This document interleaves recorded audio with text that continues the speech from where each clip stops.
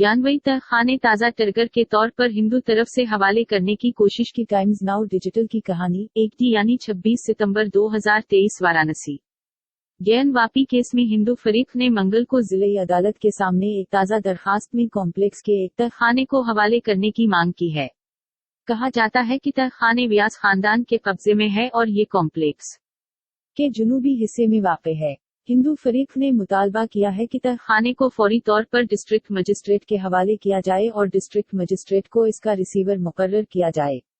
ये अर्जी ऐसे वक्त में आई है जब गैन वापी कॉम्प्लेक्स में सब इंस्पेक्टर का सर्वे जारी है।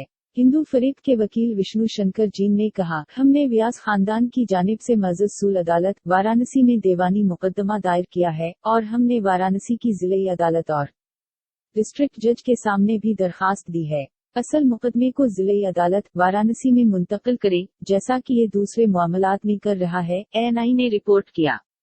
इसमें मुतालबा ये है कि मस्जिद के जुनूबी जानिब एक तहखाने को अंजुमन इंतिफाजा मस्जिद कमेटी अपने कब्जे में ले सकती है और इसलिए हमने मुतालबा किया है कि इस तहखाने का कब्जा फौरी तौर पर डिस्ट्रिक्ट मजिस्ट्रेट के हवाले किया जाए और डिस्ट्रिक्ट मजिस्ट्रेट की तकर्रुरी की जाए।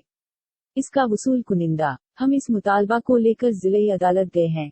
आज हमारी तबादले की दरखास्त पर समाअत हुई है और अंजुमन इंतिफाजा मस्जिद कमेटी ने इस मामले में पेश होकर जवाब देने को कहा है। हमें मुंतकली की दरखास्त पर कल हुक्म नामा मौसूल होगा। इसके बाद केस में मजीद कार्रवाई की जाएगी। वाराणसी के व्यास खानदान के पास अब भी गैनवापी कॉम्प्लेक्स के 4 तहखानों में से एक पर कब्जा है।